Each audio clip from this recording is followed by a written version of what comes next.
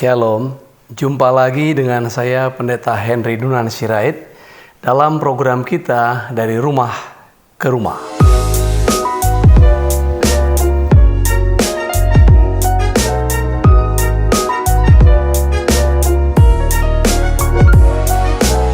Masih dalam 10 perkara sia-sia hidup yang tidak memberikan faedah dengan topik hamba yang tidak setia.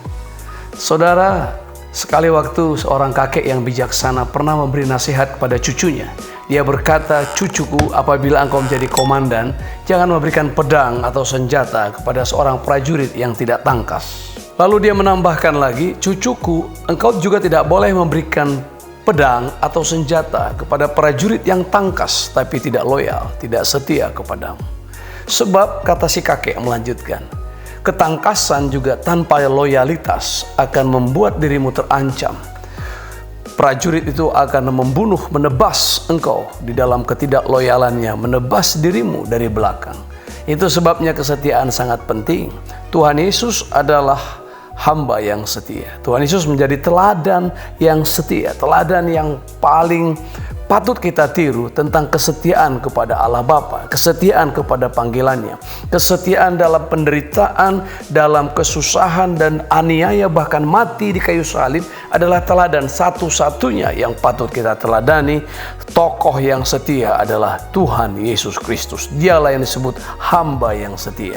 Lalu demikian, apakah kita menjadi tidak setia? Oh tidak, kita harus belajar setia dari itu. Dan Tuhan mengharapkan kita setia. Saya percaya bahwa modal terbesar bagi seorang hamba, harta terindah bagi seorang hamba adalah kesetiaannya. Jadi kalau dia sudah tidak setia, dia tidak mengabdi, dia tidak berguna sebagai hamba. Dia tidak berguna lagi sebagai budak. Dan kesetiaan inilah sesungguhnya yang membuat dia menjadi berharga. Semakin setia seorang hamba, semakin berhargalah ia di mata tuannya. Kita adalah hamba. Alkitab mencatat bahwa Yesus berkata, "Kamu adalah hamba dan kita semua adalah hamba." Dan kalau kita hamba, kita harus menyenangkan hati Tuhan kita, yaitu Bapa kita di surga, Yesus Kristus Tuhan kita. Di dalam Alkitab dikatakan bahwa perumpamaan talenta juga menceritakan tentang kesetiaan. Bukan sekedar talentanya, tapi kesetiaan menjalankan talenta itu.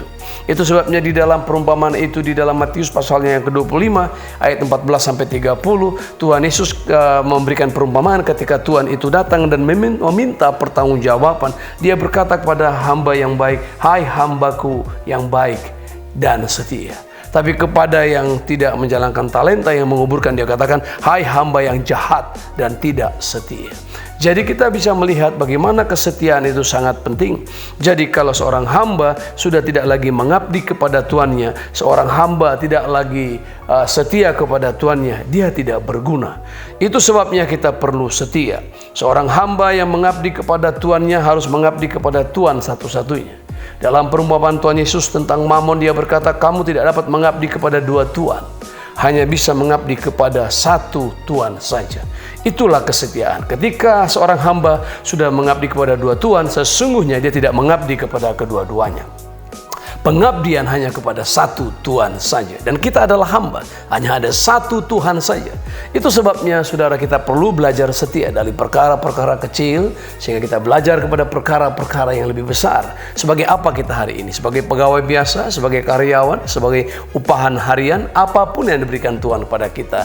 Dalam apa yang kita jalani hari-hari ini, mari kita tekuni. Sebab barang siapa yang setia dalam perkara kecil, akan setia dalam perkara besar. Dalam perumpamaan Tuhan Yesus tentang talenta itu, kita bisa melihat bagaimana hamba yang tidak setia itu dikatakan campakkanlah. Campakkan artinya buang dia tidak berguna lagi. Jadi hidup ini harus memberi faedah ketika kita setia kepada Tuhan kita.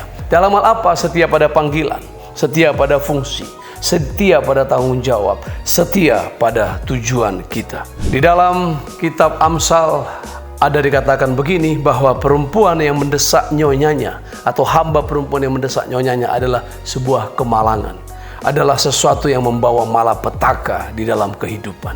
Itu sebabnya kita perlu setia dalam posisi, dalam panggilan, dan dalam tujuan kita. Kita masih tetap mengikuti protokol kesehatan, masih tetap memakai masker di luar atau juga bahkan dalam kegiatan-kegiatan kita, dan cuci tangan sesering mungkin, dan menjauhi perkerumunan perkumpulan. Dari saya, Henry Dunan Sirait, dari rumah ke rumah, sampai jumpa di edisi berikutnya. Shalom, Tuhan Yesus memberkati kita.